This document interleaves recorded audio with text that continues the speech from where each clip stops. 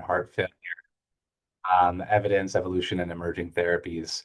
When given the task, the topic was kind of updates in heart failure, which can cover a lot of different things. And I felt for the purposes of kind of the scope of a 45 minute to 1 hour talk, I was kind of focusing more on pharmacotherapy. I think perhaps a separate discussion can be for more device-based therapies, although I have a little bit of that here that is kind of sprinkled in. All right, I have no financial disclosures, and everything I'm going to be talking about is FDA approved here. So the objectives of today's talk are to understand the four major pillars of heart failure guideline-directed medical therapy and the push for early and rapid sequence escalation. Recognize the role for adjunct medical therapies in the treatment of heart failure with reduced ejection fraction. Appreciate the value of complete in-hospital diuresis before hospital discharge. Acknowledge the role for implantable PA pressure sensors and the benefits of hemodynamic guided diuresis, and realize the need for maintenance therapy in heart failure with reduced ejection fraction long term. Um, Start off with just a case here, and I think that myself as a heart failure cardiologist, but as well as a hospitalist, will often encounter this as a consultation from our surgical counterparts. So 65-year-old male, former smoker, type 2 diabetes with kind of a moderately elevated hemoglobin A1C, hypertension, hyperlipidemia, some CKD, comes into the hospital with chest pain, diagnosed NSTEMI, found to have multivessel coronary disease, kind of a moderate to severely reduced ejection fraction, severe mitral regurgitation. He comes in to telemetry unit on the surgical service and undergoes surgical revascularization. Fortunately, uncomplicated post-operative course, had an Impella 5.5 at the time of the surgery, was decannulated without issue, and post-operatively was transferred back to 5 East and recovering, and you get a call for consultation for quote unquote like medication optimization. So very kind of common situation that we encounter here. And in this case, a patient has some chronic kidney disease, their potassium is okay. And in terms of their vital signs, a little bit of an elevated resting heart rate, some blood pressure to work with, not the most robust. So already you're kind of thinking how you're going to sneak on some of these really impactful guideline-directed medical therapies and see how you might be able to get them all on board safely with close attention to the patient's vital signs and their end organ function, particularly their kidneys. The Fantastic Four, like the four pillars of heart failure therapy, many people already are familiar. Modern day four pillar therapy in heart failure with reduced ejection fraction includes ARNI, beta blocker, mineralocorticoid receptor antagonists, and the most recent addition, the SGLT2 inhibitor. And for us to kind of understand, like, what is that there's a gap, right? Like everybody recognizes, I think in this group, but maybe not universally, that these therapies should be instituted. But what is actually going on? So in the trial of the CHAMP registry, they observed outpatients who have heart failure with reduced ejection fraction to see what the real life practice patterns are with respect to the introduction of these four pillar medical therapy. And you can see here at the top, a lot of people are not on optimal medical therapy.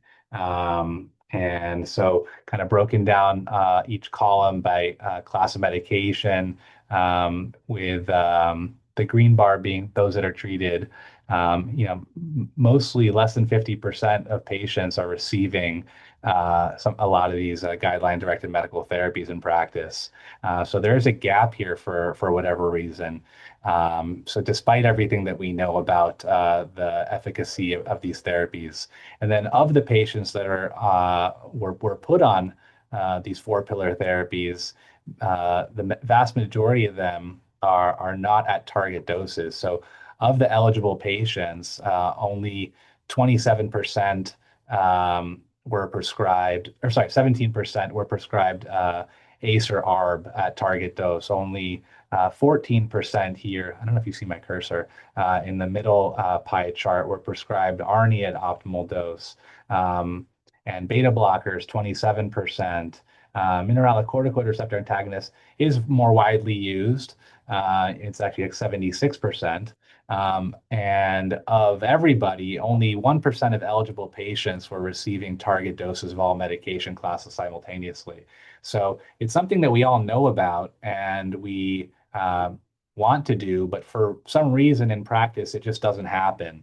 On the outpatient basis, the patients are not um, put on this robust evidence-based quadruple therapy.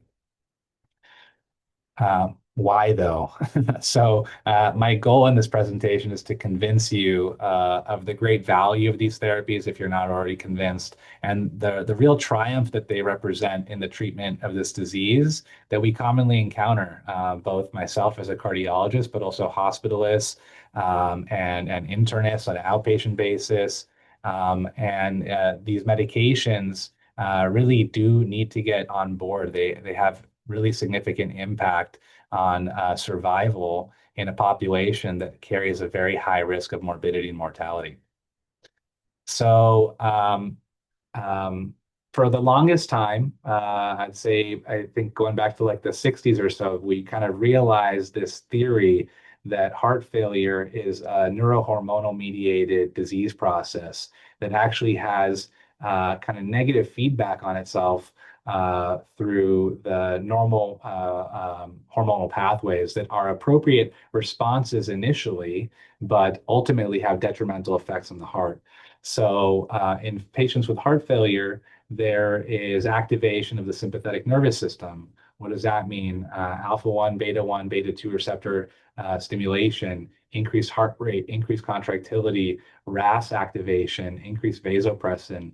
So, what is initially an appropriate adaptive response actually has maladaptive effects on the heart by increasing vasoconstriction, increasing myocardial oxygen demand that ultimately results in progressive cardiac dysfunction.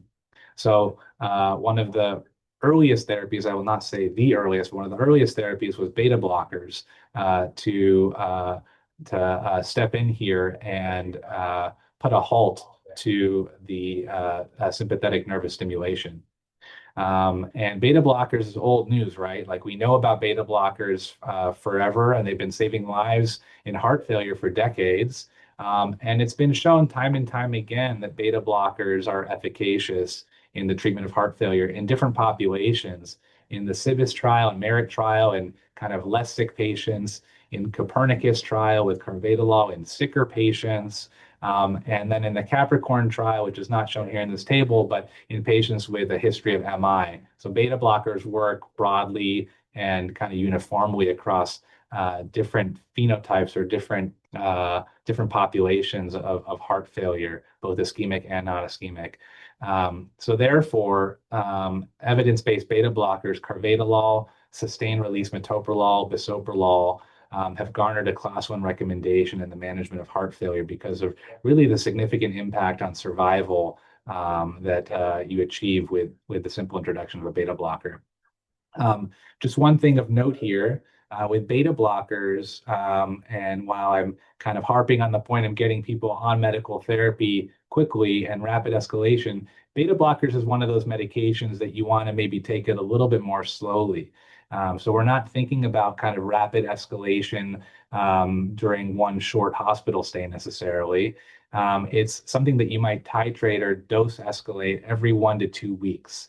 The reason being is, yes, it's helpful in the kind of the neurohormonal blockade here in the sympathetic nervous system, but it has negative inotropic effects in theory. So, in somebody living with chronic heart failure, maybe with a recent decompensation for acute heart failure, you don't want to rapidly escalate a negative inotrope in that population. So you get it going and you take it slow every 1 to 2 weeks.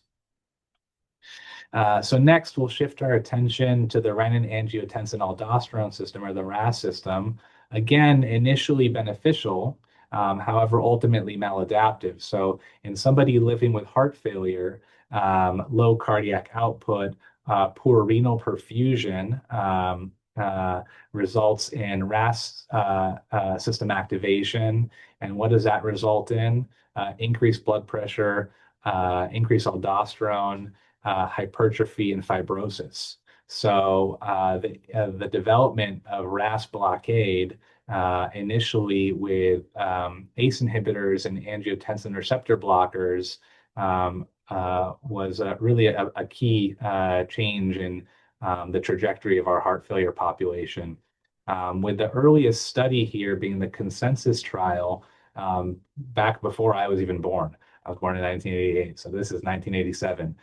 So tried and true. Enalapril versus placebo resulted in a 40% reduction in heart failure and hospitalization and mortality. So really an impressive impact with the simple introduction of an ACE inhibitor. And we see it again repeatedly in different trials. The consensus trial being like a sicker population, the SOLVE trial being a less sick population, the SAVE trial showing once again ACE inhibitors being effective in a post-MI population. So all with significant mortality reduction.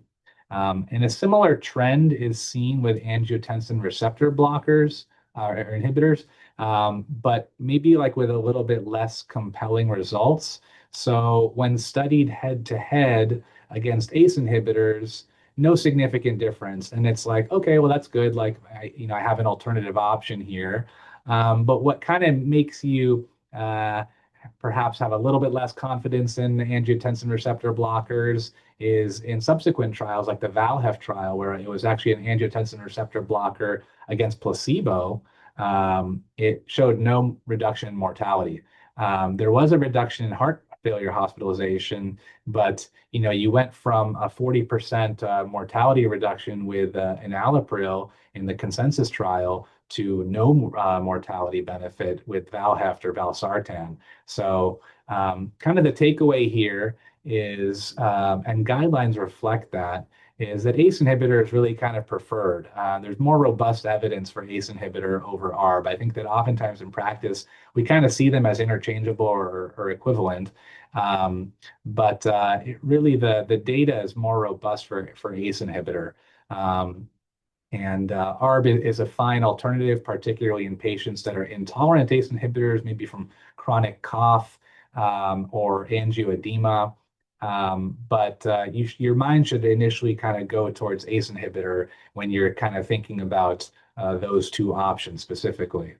Um, but with time, there's improvement, right? So initially, our toolkit had ACE and ARB, but now flash forward to about 2014, and kind of leading up to that, there was recognition of an alternative pathway here, the neprilysin pathway. So natriuretic peptides are a good thing, unlike other neurohormonal systems that I've been kind of talking about with beta blockers and the RAS system, which have maladaptive effects. All of the effects of natriuretic peptides are actually good. And there were attempts to make kind of recombinant natriuretic peptide, i.e. nisiretide, to kind of replace a deficit perhaps of natriuretic peptides. But the outcomes with nisiretide did not show any sustained benefit. Like, yes, they work, but they're a continuous IV medication. And maybe the reason that they don't have lasting mortality or survival benefit is because it is short acting. And once it's turned off, the effect is waned. So how can we perhaps increase our own endogenous natriuretic peptides? Well, one way would be to prevent the degradation of them. So neprilysin is an enzyme that breaks down our natriuretic peptides into inactive fragments. So if we block neprilysin, then we kind of boost or maintain our own endogenous natriuretic peptides. And what does that afford us? a decrease in blood pressure, a decrease in sympathetic tone, decrease in vasopressin, hypertrophy, fibrosis, and actually an increase in natriuresis and diuresis, all good things. Um, the angiotensin receptor neprilysin inhibitors, as it is actually a combination of a neprilysin inhibitor and an angiotensin receptor blocker. Why an angiotensin receptor blocker? Well, by virtue of blocking neprilysin, it actually increases angiotensin 2 levels as well, which can cause vasoconstriction, and we don't want that. So, angiotensin receptor blocker serves the purpose of kind of counteracting that one detrimental effect of up regulation of our own endogenous peptides. And why not an ACE inhibitor? Why didn't they make it like a neprilysin plus enalapril? Kind of because of the bradykinin pathway consideration that the neprilysin inhibitor will increase bradykinin. And if you add also an ACE inhibitor, your risk of angioedema increases exponentially. So not a good partner for our sacubitril friend. Um, so, so the Paradigm HF trial, out with the old, in with the new, was a landmark trial, double-blind, randomized controlled trial, 8,400 patients with heart failure with reduced ejection fraction below 40%, with New York Heart Association class 2 to 4 symptoms, on guideline directed medical therapy of the time, and were randomized to receive either ARNI, or ACE inhibitor, enalapril. So it really was competing head to head against its predecessor. And the results were so compelling that the study was actually stopped prematurely after 27 months due to overwhelming benefit of ARNI. It reduced the primary composite endpoint of cardiovascular death and heart failure hospitalization by 20% relative to enalapril, with a number needed to treat of just 21 patients over a 27-month span.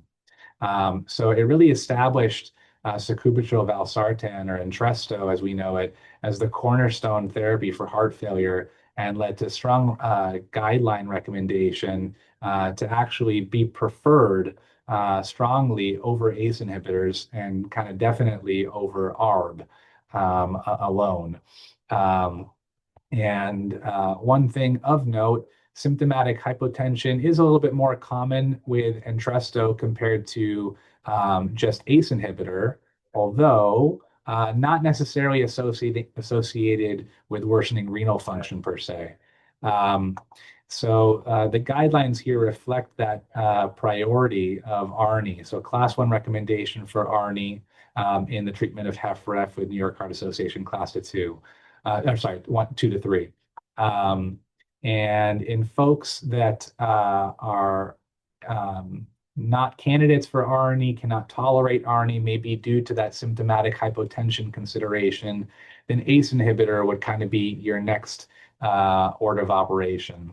And if ACE inhibitor is not tolerated, perhaps due to cough or angioedema, then ARB is kind of your third line option. They all technically, yes, have a class 1 indication because in some studies or another, they've demonstrated a survival benefit, which is significant. But if we had to kind of offer order of operation, ARNI is definitely your best bang for your buck. And also financially, like high value medication, and then ACE, then ARB. Lastly, to round out the discussion of kind of the RAS system, is our aldosterone antagonist friends, which were developed and similarly on numerous occasions proven to be efficacious with significant reduction in mortality, with similarly trials that go back several decades. But the adoption of this drug, spironolactone, eplerenone, was associated with an increased risk of hospitalizations for hyperkalemia. So therefore, it's kind of like a cautionary tale. So there's a significant survival advantage with being on mineralocorticoid receptor antagonists, but don't just read the headline. Don't just read the guideline and see that it says it's class one. You got to pay attention and make sure it's an appropriate recommendation for your patient at hand. Make sure that their potassium is of an appropriate level and that their eGFR, renal function, is appropriate for consideration of a mineralocorticoid receptor antagonist. So we're talking a potassium level below 5.0 and eGFR at least above 30 milliliters per minute. It's not to say that I will absolutely exclude patients that are kind of saddling the borderline there from consideration of the therapy, because with all these drugs, again, I want to afford my patients the significant mortality benefit of these drugs, but it needs to be done carefully. And if you have a patient that's kind of a marginal candidate, then you definitely got to pay close attention and make sure that they're tolerating it from electrolyte and end organ renal function standpoint with close laboratory to follow. So the guidelines again here reflect a class one indication for mineralocorticoid receptor antagonists to in the reduction of heart failure, morbidity, mortality. One interesting anecdote, and this is actually a patient I had yesterday, I just want to share, and maybe something that you might encounter in the perhaps inpatient setting for people that have a continuation of testosterone replacement therapy, probably more so in the ambulatory setting. But I have a patient who is very fixated on his testosterone replacement therapy. His levels are therapeutic, but spironolactone will impact that sex hormone pathway. So folks that may be on testosterone therapy for one reason or another, you may actually think about eplerenone as a surrogate there, because it is a more direct and specific mineralocorticoid receptor antagonist, and less so of kind of a more broad aldosterone receptor. So, yeah, just a little tidbit there that was inspired by an encounter yesterday. And then careful monitoring of potassium and renal function. So let's pause for a moment and kind of talk about potassium. So like I mentioned, there is an association with clinically significant hyperkalemia with mineralocorticoid receptor antagonists, albeit low in overall frequency, but there is an uptick. And therefore can sometimes limit the successful introduction or give people lack of confidence in initiating mineralocorticoid receptor antagonists. So, and particularly because these trials that were done perhaps reflect maybe like a healthier population than what we see in real life practice with people that, in particular here at Keck, which have a higher comorbidity burden. And therefore, like the safety of a mineralocorticoid receptor antagonist may be overstated based on clinical trials alone. So, careful attention to it is appropriate. So, in the Swedish heart failure registry, analyzed over 11,000 patients with heart failure and showed only about 40% of patients eligible for mineralocorticoid receptor antagonists received a therapy. And interestingly, the most significant factor associated with non-use of these drugs was actually their creatinine clearance and not hyperkalemia necessarily. And also interestingly, people were, or providers were withholding the therapy for GFRs in the 30 to 60 range, which are technically not a contraindication to the introduction of mineralocorticoid receptor antagonists. So a little bit of like excessive caution with regards to renal safety has been kind of proven to result in underutilization. So, really maybe pay more attention to their potassium levels, maybe a little bit less so to their creatinine clearance, particularly if they're above that 30%, or sorry, 30 milliliter per minute threshold. Um, but one medication here, kind of novel therapy, was investigated in the Diamond trial, which was an investigation of patiromer, a novel enteric potassium binder, and the impact of this on RAS inhibition tolerance. So this was a randomized placebo-controlled trial with a run-in phase that was by design in which patients were given patiromer while already kind of proving their ability to tolerate RAS inhibition. And once the RAS inhibition therapy was optimized to target dose, either ideally more than 50% of the recommended dose for ACE inhibitors, ARB or ARNI, and 50 milligrams of mineralocorticoid receptor antagonists, patients were then randomized 1-to-1 to receive patiromer or placebo. And the primary endpoint here shows that patiromer significantly reduced serum potassium levels. You can see here there are fewer hyperkalemia associated events, lower need for mineralocorticoid receptor antagonist dose reduction or withdrawal, and then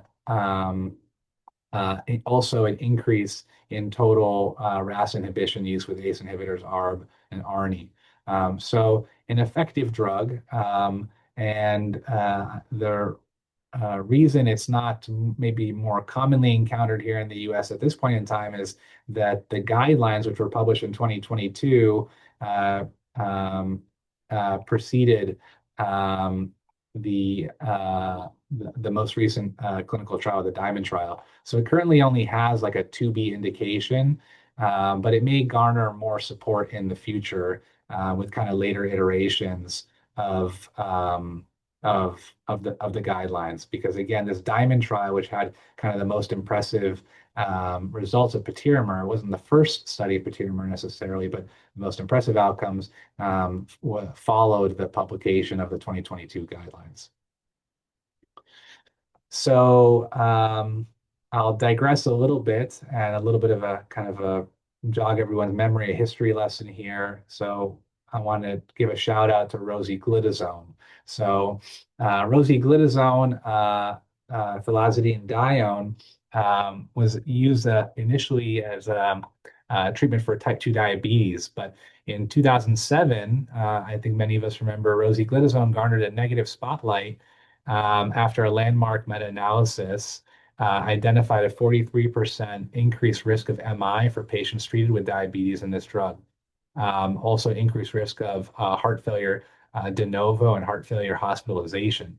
So the medication was immediately removed from the European market, and in the US, unfortunately, gave rosiglitazone a black box warning. Um, so what's kind of the impact of this meta-analysis, which kind of put rosiglitazone in a negative spotlight? The impact is that the FDA now required cardiovascular outcome safety trials for all medications used in the treatment of diabetes.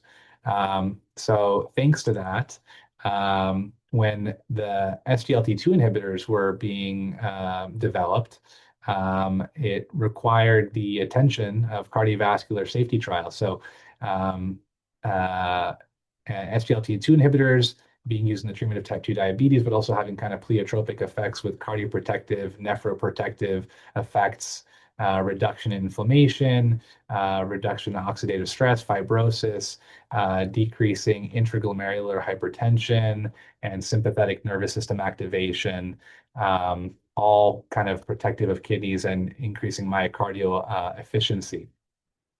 So this requirement for safety trials was borne out in the EMPA-REG and CANVAS trials, but also repeatedly with other medications of the same class.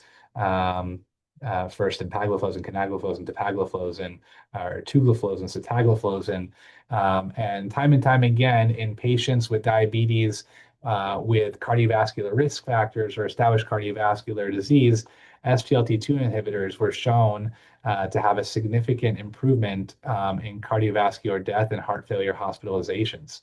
So and kind of beg the question then, well, if it is effective in reducing cardiovascular risk in diabetics, like maybe it will be helpful in achieving the same outcome in non-diabetics.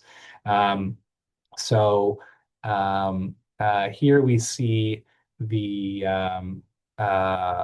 first kind of iteration of that with empagliflozin versus placebo in a non-diabetic population. Here demonstrating a significant reduction in the primary outcome, cardiovascular death and heart failure hospitalization. And once again, um, with dapagliflozin showing a similar outcome here. Um, so both studies showed nearly like a 25% reduction in the composite endpoint in cardiovascular death and heart failure hospitalization. So really an impressive benefit that you garner from introducing SGLT2 inhibitors, and therefore has gained SGLT2 inhibitors a class 1 recommendation in the treatment of heart failure that it really deserves, irrespective of diabetes status. Um, so a few just notes here, and this is again just the kind of the figure ones from both the DAPA-HF and EMPEROR reduced trials. But a few notes here regarding the use of SGLT2 inhibitors. Obviously, you'll want to hold it in the setting of DKA, critical illness, severe hypotension. Not that the medication itself is particularly hypotension inducing, but perhaps like the natriuresis may contribute to further hypotension theoretically. Although in practice, I don't see oftentimes like a significant increase in urine output just from SGLT2 inhibitors alone. Um, and then also paying close attention to renal function. Patients with EGFR less than 30 really should not be on SGLT2 inhibitors, and definitely not patients that are end-stage renal disease. And then one last thing with SGLT2 is it needs to be held preoperatively. I think by guideline or by pharmaceutical companies just the day before, or if there's any prolonged NPO, although what we commonly see here is that surgical teams will want us to hold it for several days, or maybe up to like 5 days, 7 days before, and that's fine, whatever needs to get done to help the patient along. So, but again, it's a medication that is so well tolerated with very little side effect profile, and again, really insignificant hypotension or really negligible. So, in honesty, like if you're wondering whether or not you should be starting a patient with HFrEF on SGLT2 inhibitor and they're not end stage renal and their GFR is above 30, the answer is yes. And it's like, why haven't we already done it, kind of thing. So if they have a pulse and their GFR is above 30, probably start them on SGLT2 inhibitor. And here's just kind of the guidelines reflecting the class 1 indication. So there we kind of have it. We've covered the 4 core therapies of heart failure. And it's abundantly clear why we feel so strongly about these medications. Many of them have stood the test of time, and their impact on mortality is individually each impressive. But if you look here at the bottom, this is the overall cumulative impact of quadruple therapy. There's a 73% relative risk reduction in all-cause mortality, and an estimated 2-year mortality reduction from 35% to 10%. It's like really impressive numbers here. So getting people on this quadruple therapy is no joke, and you're really saving lives. We're not like in the OR doing very dramatic surgeries on people, and pharmacology is not as sexy, but these medications are really, really impactful, and will really change people's trajectory for the better. And um, so, sorry, let me just uh, so yes. So and while we haven't been able to kind of study quadruple therapy in any like randomized format, there was an interesting cross-trial analysis here that incorporated the three landmark studies of mineralocorticoid receptor antagonists, ARNI, and SGLT2 inhibitor, and compared it to historical convention, which was just ACE inhibitor slash ARB and beta blocker, and to show kind of the aggregate effects or aggregate benefits of combination multi-drug regimen. And they estimated that comprehensive medical therapy here, quadruple therapy, compared to just the conventional therapy, helped people achieve an overall survival here on the y-axis of a 6.3% difference in survival across kind of all age groups. So really a huge impact on survival here when you follow these people long term on quadruple therapy versus just conventional therapy alone. So the original Paradigm HF trial, which was our ARNI trial, established the superiority of ARNI over ACE, but it excluded patients that were acutely hospitalized. It was an outpatient study. So the subsequent Pioneer HF trial, also looking at ARNI, actually looked at that inpatient hospitalized cohort, and exploratory analysis of this revealed that significant reduction in that primary endpoint by 8 weeks. So you might ask yourself, like, well, how long do these people need to be on these drugs to derive the benefit? It's early, and and the impact is significant. So you're already seeing by 8 weeks, 56 days here, a survival difference or a reduction rather in the composite endpoints of heart failure hospitalization and death with a difference of like nearly 7%. And similarly, a secondary analysis of the DAPA-HF trial for dapagliflozin in our non-diabetic patients showed that the rapid introduction of SGLT2 inhibitors yielded benefits by 28 days with a significant reduction in the hazard ratio. So taken together, these medications not only have like tremendous impact, but they're quick in onset. So, I have the title here, Carpe GDMTM, or seize the day and start GDMT without delay for patients, because it really saves lives and it saves lives quickly. So to further kind of look into the need for timely introduction of GDMT, the STRONG HF trial was designed, which was a randomized trial that demonstrated the safety and efficacy of rapid uptitration of GDMT with close follow-up in after acute heart failure hospitalization. So patients were randomized 1-to-1 to either high intensity care or usual care in terms of their GDMT escalation. And the high intensity care group um, um, were started on medication therapy and increased to 50% of target doses before discharge, and were instructed to be on 100% of target doses within 2 weeks after hospital discharge, with close follow-up at 1, 2, 3, and 6 weeks. And again, the outcomes of this were impressive, and the study was stopped early because of the greater than expected difference between the two groups. The primary endpoint at 180 days, heart failure readmission or all-cause death occurred significantly fewer patients or less frequently in the high intensity care group, with an adjusted difference of like 8.1%. And in the high intensity care group, by 90 days, significantly more patients in the high intensity arm were successfully up titrated to full dose of all these four pillars of therapy that you kind of see here in the middle pair of columns. The kind of orange, red bars being the high intensity group, and kind of the bluish bars being the usual care group. And you'll see a significant higher fraction of maximal tolerated dose in the high intensity group across all three drug classes. Also of note, there were similar incidences of serious adverse events between the high intensity group or the usual care group.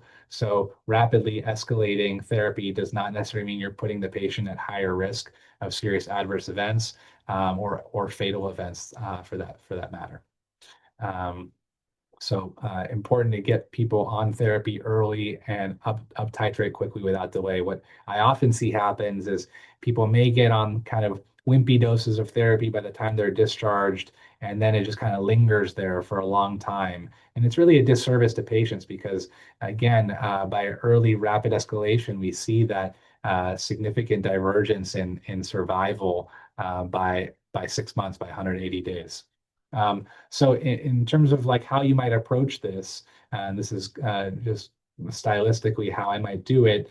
I before discharge from the hospital, I will strive to get people on at the very least all four pillars of therapy. Um, and you don't need to start one at a time. Like I kind of think about combination initiation at first, just with careful attention to their renal function and blood pressure. So perhaps one day I'll start them on an SGLT2 inhibitor and Entresto. Maybe the next day I start them on a metoprolol, and then the next day spironolactone in the hospital. And maybe I offset their metoprolol for morning and then their spironolactone in the evening so that they don't have like stacking effect of all their medication. And then, with the heart failure, again, with the guidelines, we're trying to have close follow-up with all of our heart failure patients post-discharge. So at that visit, that's an opportunity to escalate things further. So I might increase their ARNI dose and their beta blocker dose to target a resting heart rate below 70 with respect to the beta blocker. And I'll try to escalate the ARNI to goal dose, which is the dose is demonstrated to be efficacious in clinical trial, which was that 9,703 BID dose. And hopefully within a matter of a few weeks, and I know this is not as quickly as was performed in the strong HF trial, but by incorporating this into your practice, you can reasonably get people on four pillar therapy within maybe 6 to 8 weeks or so. So like when they see you in 1 to 2 months, and oftentimes I will partner with my APPs and piggyback off one another to more frequent visits to get people on these four pillar therapies before they see me kind of for follow up. And that way, it's the most effective use of the patient's time, and we're getting them the benefits of these medications that they deserve quickly. So what else? What else do we got? We kind of talked about the four pillars of therapy, and we talked a little bit about the novel potassium binders, but there's other stuff out there that I'm sure you guys have all heard about. Um, and if we look at pharmacotherapy, or kind of the chronology of pharmacotherapy in clinical trials over the last 5 decades, like our toolkit is growing nonstop. And it's actually becoming kind of an issue of polypharmacy, right? Like yes, we have all these drugs nowadays, but it really has to be a good kind of value for the patient and a good added benefit to the patient. I would not want patients to be burdened more than they already are with just more meds just because there's some weak data to support perhaps a slight symptom improvement, but no mortality benefit. You're trying to kind of got to give consideration like how much bang for your buck or how much juice are you squeezing with every additional medication you're adding on board for these patients that are often already kind of bombarded. So in the 1980s, after we spoke about ACE inhibitors were developed, the hot topic was afterload reduction. So oops, sorry, this was supposed to pop in here. But the VHEFT-1 trial, which was hydralazine and combination isosorbide dinitrate, was compared head to head with not just placebo, but prazosin, which is kind of funny. And obviously, prazosin didn't work because we never heard about prazosin again in heart failure. But hydralazine isosorbide dinitrate did win compared to placebo with a significant improvement in ejection fraction, exercise tolerance, and survival. Unfortunately, hydralazine isosorbide dinitrate didn't really stand up the test of time in VHEF2, which was kind of version 2.0, where our reigning champion, hydralazine isosorbate dinitrate, now faced a new challenger, enalapril. And this time, hydralazine isosorbate dinitrate failed to impress against its rival, enalapril, which, like we spoke about, was developed in the late 80s. So this study actually anchored ACE inhibitors as a core heart failure therapy for the longest time until the more contemporary Paradigm HF trial, which showed that ARNI was more favorable. However, although like hydralazine isosorbide kind of fell off the map for a while, some post hoc analyses once again brought it into the limelight, showing that the combination of hydralazine isosorbide dinitrate was beneficial, particularly in African American patients, thus prompting the design of the AHEFT trial, which confirmed the benefit of these drugs in combination in an African American patient population with heart failure. So my sorry here, this is blocking it. But one thing to note though is in the AHEF trial, 90% of the people that were enrolled in the trial, which were African Americans with HFrEF and class 2 to 3 symptoms, 90% of them were on ACE inhibitors and angiotensin receptor blockers, and 70% of them were also on beta blockers. So the takeaway here is not that hydralazine isosorbide is a surrogate for these therapies, but rather the benefit is additive, perhaps only in those who are intolerant to RAS inhibition due to maybe renal insufficiency or drug intolerance, and can be thought of more as like an adjunct therapy to reduce morbidity and mortality, but not to replace.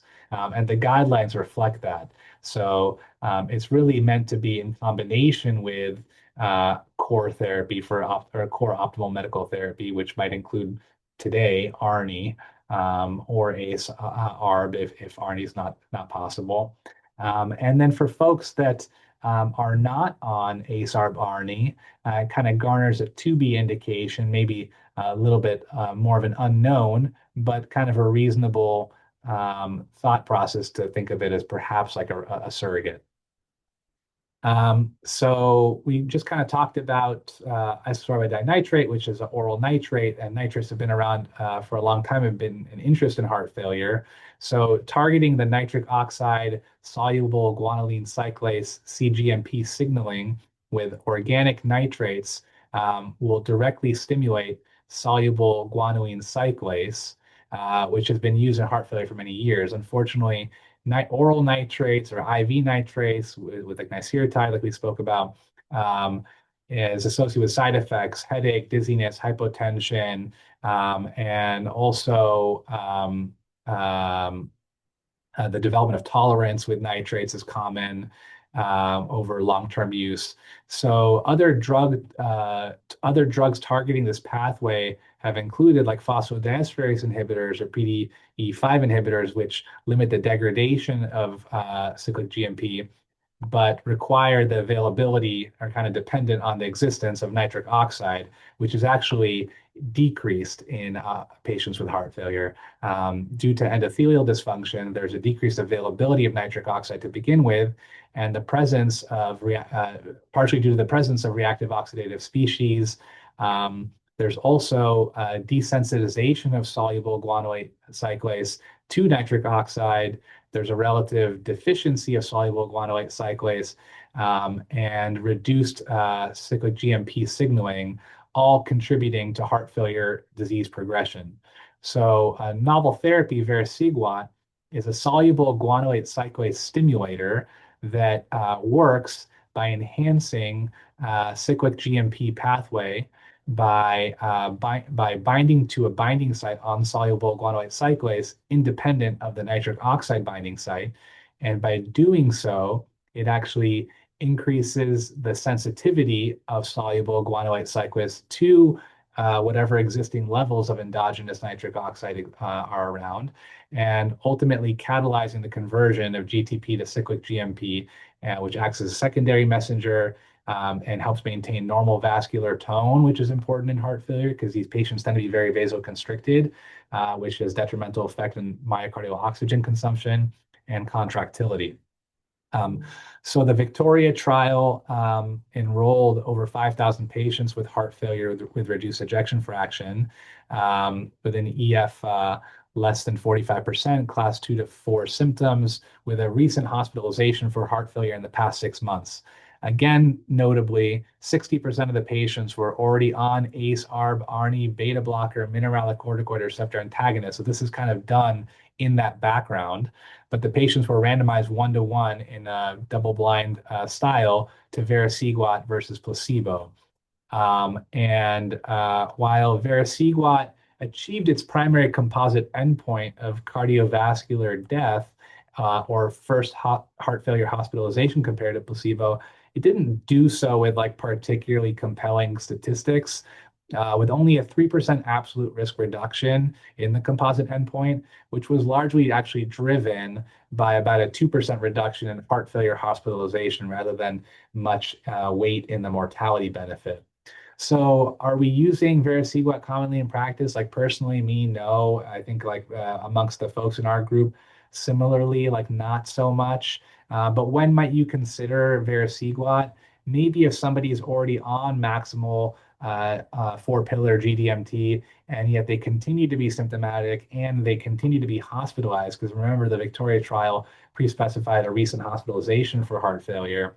um, then yeah, maybe think about vericiguat as like an adjunct therapy, and maybe it might reduce that risk of heart failure hospitalization. Um, so something to kind of think about, but not something that has garnered particularly strong support, and therefore the guidelines only give it a 2B indication for reduction in that outcome. What about diuretics? Like, is there really evidence for one or another, or is it more of like a choose your poison? So the Transform HF trial was an open label randomized trial, about 2,800 patients with heart failure in the US, randomized 1-to-1 to either torsemide or furosemide, and with investigators selecting the dose. Sadly, the study found no significant difference in torsemide and furosemide in all-cause mortality, hospitalization, or quality of life by Kansas City questionnaire in heart failure amongst patients that were hospitalized for heart failure. So I will say that the study was limited by higher than expected rates of noncompliance and crossover, but sub-analysis of on-treatment analysis at discharge and at 30 days again confirmed the primary results. Unfortunately, even those that stayed on track and followed their prescribed diuretic, those patients, despite their adherence, did not have any improvement in mortality, hospitalization, or quality of life. So for me, oral diuretics really are kind of like provider preference. I personally just choose whatever works, and decision should not be kind of clouded by thought that it will one offers a better mortality benefit or another. Yes, there's pharmacokinetics and bioavailability, which you should definitely bear in mind with improvement with bumetanide and torsemide as opposed to furosemide. But if patients are doing fine on furosemide, then that's okay, and as long as you're kind of keeping a close eye on them. The loop diuretics that we're just talking about, work in the loop of Henle, but and they do so by blocking the reabsorption of sodium, potassium, and chloride. However, there is potential that later in the nephron, there's once again reabsorption of sodium in the distal convoluted tubule, which then kind of negates the natriuresis effect that you're trying to achieve with a loop diuretic.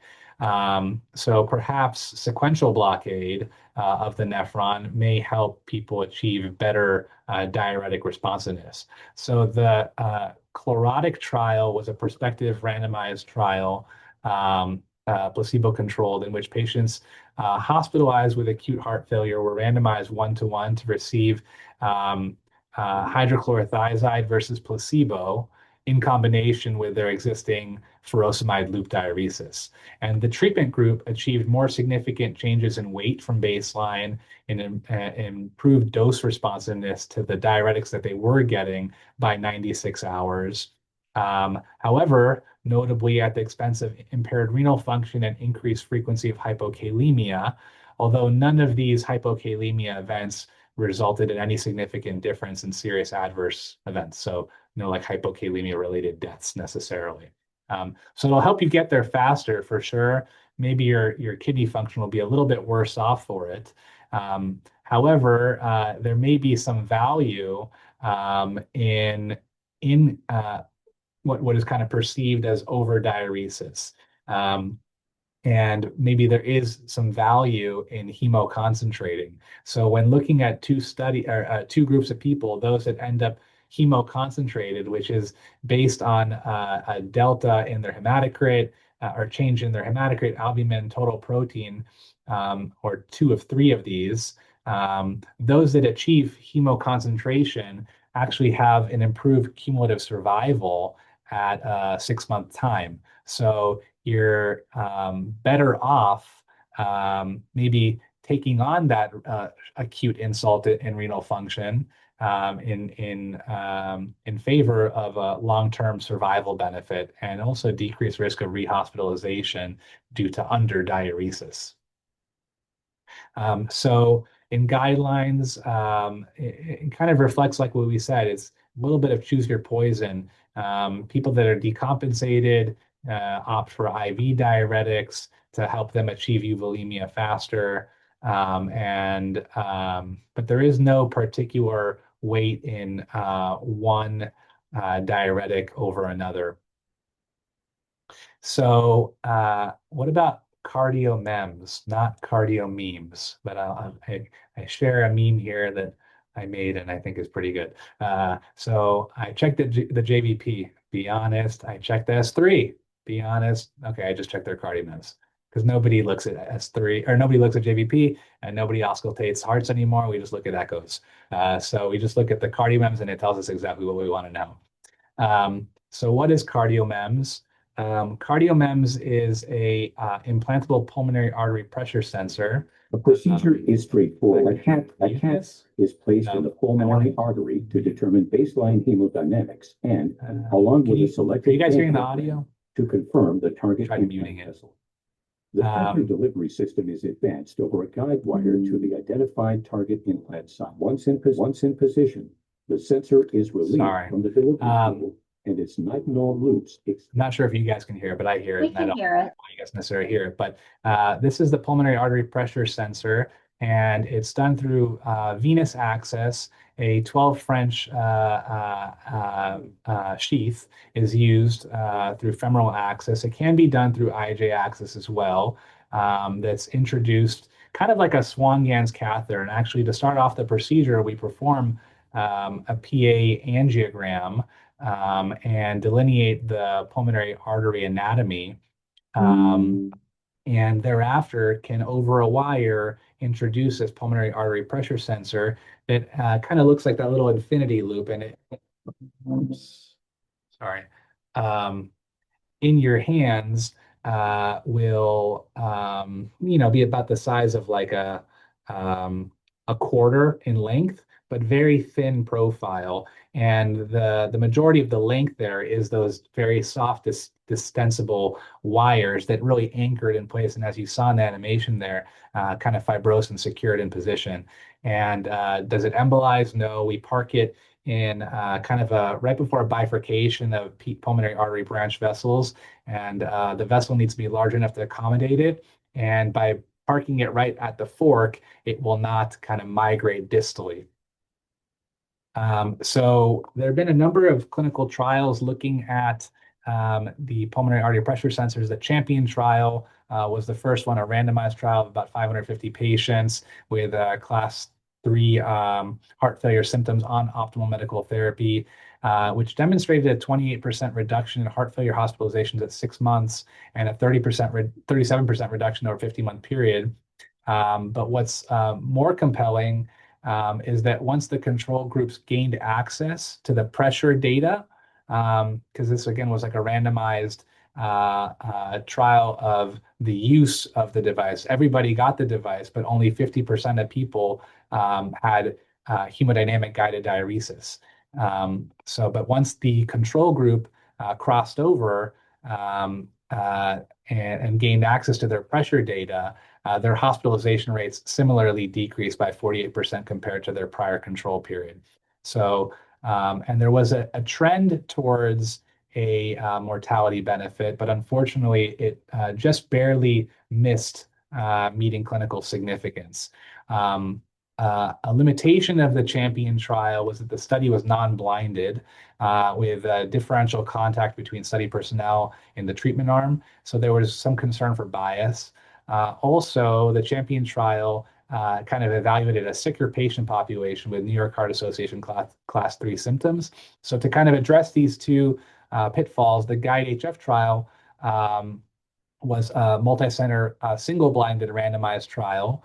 And while the study did not meet its primary composite endpoint of mortality and total heart failure hospitalization, the study was actually impacted heavily by the COVID-19 pandemic, which took place kind of in the middle of the study enrollment and follow-up period. So a pre-COVID analysis showed that the impact of the hemodynamic guided monitoring and heart failure management with CardioMEMS actually did result in a 20% reduction in heart failure hospitalization, and that the benefit was unfortunately lost during that COVID-19 pandemic period because neither the treatment arm nor the control arm were going to the hospital to seek hospitalization or seeking care at all. But in the pre-COVID period, there was a significant difference here in the hazard ratio of the primary endpoint of mortality and heart failure hospitalization, and then in the secondary endpoint of heart failure hospitalization. So kind of putting it together, there was a nice meta-analysis of the three major randomized trials of hemodynamic guided heart failure management using an implantable device. That device being the CardioMEMS in the Champion trial and the GUIDE-HF trial, and then in the laptop HF trial, which was separately a different direct implanted left atrial pressure sensor, which is not currently on the market. But a total of 1,350 patients were included, and the data finally demonstrated that management using an implantable hemodynamic monitoring significantly reduced both heart failure hospitalizations shown above and mortality. Interestingly, there's the divergence of mortality benefit happens around that 1 year mark. So it's not immediate, but perhaps by keeping people under better fluid control, avoiding rehospitalization, that they over time will manifest the mortality benefit we are hoping for. And the guidelines reflect that with a 2B indication for patients in the management of heart failure on optimal medical therapy with persistent symptoms and perhaps hospitalization for the use of a PA pressure sensor. And the way we kind of think about it in practice is people that are really difficult to interpret their volume status based on examination or have very brittle heart failure. We might think about implanting a pulmonary artery pressure sensor, the CardioMEMS, to try to stay ahead of it as much as possible. And by remotely monitoring it, we can be in communication with them more frequently and prevent these exacerbations.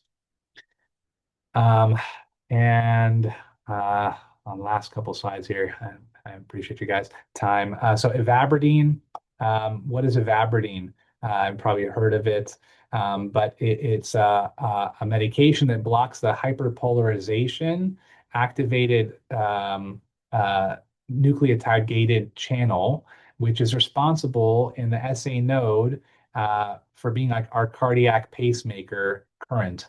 And that current is called the funny current. It's a sodium channel based current.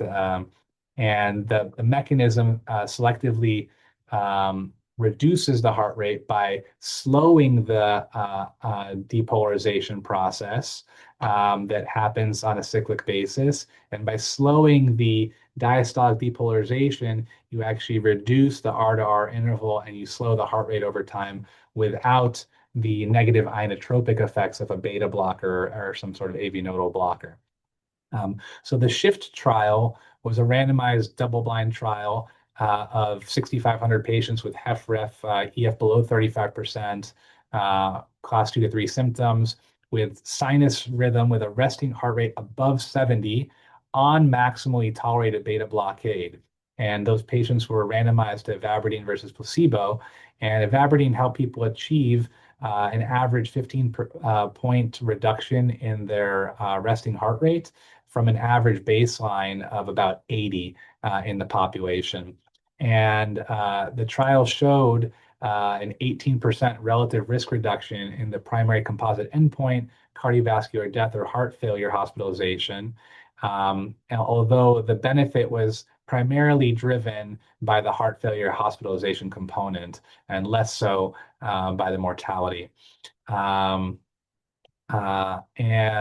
so the way I typically kind of think about using ivabradine, and I do use ivabradine, is just as it kind of delineated in the inclusion criteria here, patients that are on maximally tolerated or max dose beta blocker and their resting heart rate is still above 70, I'll tag on ivabradine as like an adjunct therapy as well.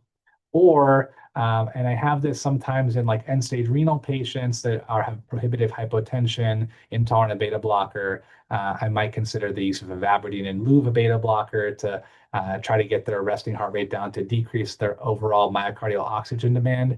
You don't derive the same like pleiotropic effects that a beta blocker does in terms of preventing fibrosis and blockade of the sympathetic nervous system that we were talking about before, but at least we're kind of decreasing the myocardial oxygen demand, and maybe that will lessen fibrosis over time. And what about iron? There's been anemia and iron deficiency is common in the heart failure population and is associated with severe symptoms, impaired quality of life, decrease in exercise capacity, and increased heart failure hospitalization and mortality. And iron deficiency being defined as a ferritin less than 100 or a ferritin between 100 and 300 together with a transferrin saturation or iron saturation less than 20%. So there's been many studies looking at iron replacement therapy with IV iron and its effects have shown improvement in functional capacity, quality of life. However, once again, the COVID-19 pandemic kind of tainted a number of these analyses in the hard outcomes of heart failure hospitalization and cardiovascular death. So a meta-analysis performed actually earlier this year of this 6 landmark IV iron trials versus placebo showed, in fact, lower rates of the composite endpoint of recurrent hospitalization and cardiovascular mortality at 12 months, with effects sustained through completion of the length of follow-up. So although kind of each of the individual trials that we know of, affirm, confirm, the Ironman trial did not meet that hard endpoint, taken together, they do have a significant reduction in that hazard ratio for that primary composite outcome. So always think about assessing iron deficiency in patients each time they're actually hospitalized with decompensated heart failure, and see if there is a role, if they meet criteria for IV iron repletion. Yeah, again, this guideline published in 2022 before this meta-analysis kind of contemporary in 2025. So we might see that IV iron in future iterations of the guidelines maybe garners a little bit more support, although it is a meta-analysis at the end of the day and not a randomized trial that met the hard endpoint. And now, we've shown kind of the long chronology of heart failure going back to like the 1980s. Now we're in the digital era, pun intended, with the DIGE trial being a trial I think we maybe are all familiar with. I'm sorry, my diagram here also blocked the figures, but the DIGE trial from 1997 was the first landmark trial supporting the use of digoxin in heart failure, and a randomized double-blind placebo trial, heart failure EF less than 45%, demonstrated that digoxin unfortunately had no effect on all-cause mortality, but significantly reduced heart failure hospitalizations, which is sort of this bottom figure here. But the top figure, the two lines were kind of in parity, mirroring one another with no reduction in mortality. And low serum concentrations of 0.5 to 0.9 and were associated with improved outcomes, but high concentrations were associated with increased mortality, ventricular arrhythmias, et cetera. All that said, the DID trial, like we said, 1997, was conducted before Google was even founded, which was in 1998, and before the advent of the contemporary four-pillar medical therapy that we know to be of such high value today. So a more contemporary iteration of this trial, I'm sorry, this is frustrating me now. Let me move this out of the way. Was the DIGIT-HF trial, which is a German trial. Holy, sorry, guys. A German trial of a novel form of cardiac glycoside, which is digitalis. So unfortunately not available in the US. However, I'm sorry, guys. Yeah.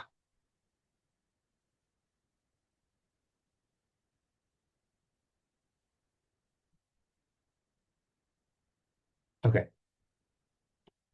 Okay. Sorry. Unfortunately, not available in the US, but this was a double-blind, placebo-controlled trial of 1,200 patients, EF less than 40, class 3 to 4 symptoms, randomized to digitalis versus placebo. And it actually did meet the primary composite endpoint of death from any death from any cause or first heart failure hospitalization for worsening heart failure symptoms. With not a huge difference, but about like a 5% reduction in that primary composite outcome in the digitoxin cohort versus the placebo. So unfortunately, again, this is like a novel trial, not reflected in the 2022 guidelines. Also, this drug is not yet available in the United States. However, we might see that digoxin or digitalis in this form may make its way kind of back to us in the near future. And lastly, kind of final word here. So what do we do with heart failure therapies when people have recovered? Or better yet, oh man, what do we do? Or better yet, is recovery even like the right term, or is it just improvement? Is it just kind of fleeting? So the TREAD-HF trial put this to test, and I'm sorry here, I'll exit in a minute. But what this study was a small study, only 50 patients, a study in the UK, taking patients that had recovered dilated cardiomyopathy, now asymptomatic, with an EF that was previously less than 40, now greater than 50, with normalized left ventricular end diastolic volume and an NT-proBNP that was now less than 250. And patients were randomized 1-to-1 in a phased withdrawal versus continuation of therapy, and followed by a single arm crossover at the end of the study phase, where the continuation group also underwent withdrawal. And the results here, although small in number, were impressive, like very impressive. So relapse was identified, was defined by one of four criteria: either a reduction in ejection fraction by a magnitude more than 10% to now less than 50% measurement, an increase in left ventricular end diastolic volume greater than 10, a twofold increase in NT-proBNP to greater than 400, or clinical evidence of heart failure. 11 of 25 patients in the withdrawal arm relapsed compared to 0 in the continuation group. That's 44% of people in the withdrawal arm relapsed. And then during the crossover period, people that were initially in the continuation group that then underwent withdrawal, 9 of those 25 patients who later withdrew in the crossover relapsed. So an extended follow-up at 6 years revealed that 65% of patients ultimately relapsed who had their medications withdrawn. So the risk remains substantial even after restarting the medications at lower doses after the trial. So, they encountered relapse and they're like, oh no, I want to get back on medical therapy, maybe at lower doses or something like that. And the risk remained thereafter. So based on this study, and again, albeit like a small study, only 50 something patients, um, the findings are pretty compelling and advising us to stay on guideline-directed medical therapies kind of indefinitely in patients with improved ejection fraction. That's why we don't really call it recovered ejection fraction, because you're not out of the woods, clearly, as this study shows. Um, and until more robust predictors of safe withdrawal are identified, treatment discontinuation is not recommended, as is shown in the guidelines here. So I'm sorry for going over time here. A few tidbits that I wanted to share. One, don't stop GDMT just for acute decompensation of heart failure or a mild decrease in renal function. Like we saw, hemoconcentration actually might predict better outcomes in patients. So we should strive to really dry people out. And a simple kind of warm and wet decompensation doesn't mean you got to stop medical therapy. That being said, if patients are stage D heart failure with marginal output, like they're cold on exam, then maybe avoid a beta blocker and avoid the negative inotropic effects of a beta blocker. If they're on it, then maybe that's the cause of their decompensation. They just don't have the bandwidth to tolerate that negative inotropic effect. Um, I personally don't initiate midodrine to accommodate the introduction of GDMT or uptitration of GDMT for that matter in folks that have chronic hypotension. I would rather them be on neither. Midodrine has strong data showing predictor of poor outcomes in heart failure population. So I would rather them be on neither rather than just introduce one but have to chase it with midodrine. And that I think that is a better practice than doing this kind of chasing sort of approach. And GDMT and end-stage renal disease, kind of a data-free zone. I kind of alluded to earlier. I personally, and I think a lot of my partners would agree, I get people with end-stage renal on medical therapy, even ARNI, even ACE inhibitor, ARB, mineralocorticoid receptor antagonists. I just pay particularly close attention to their potassium history and trend and their blood pressures. But if they don't frequently encounter hyperkalemia and they're not chronically hypotensive, it's okay. Whether there's data to support it, unknown. But I'm hoping for kind of the pleiotropic effects of some of these medications to take form in an end-stage renal patient phenotype. And don't freak out if people's blood pressure is low. As long as the patient's feeling well, that's the most important thing. So I tell my patients, like, if their blood pressure is like in the high 80s, low 90s, and they're feeling fine, that's okay. That's the most important thing. Yes, there's ultimately like a tipping point. Like, I don't want their blood pressure like in the 70s or something like that.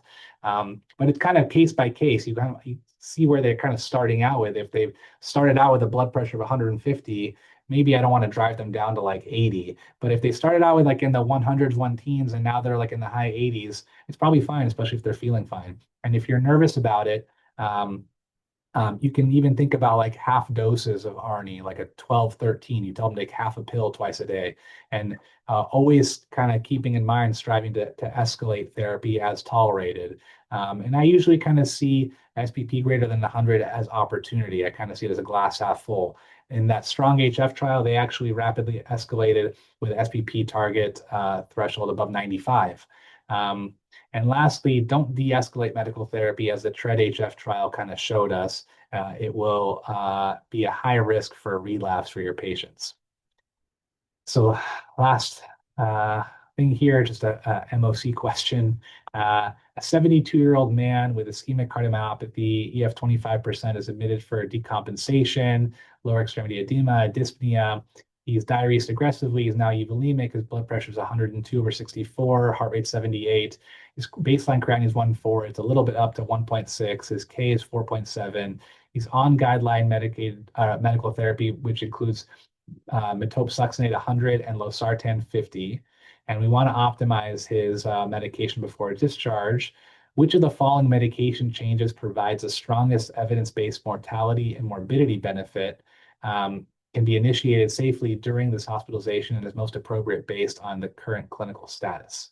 So one, would you switch the losartan to Entresto and simultaneously start hydralazine isosorbitol nitrate together to maximize afterload reduction?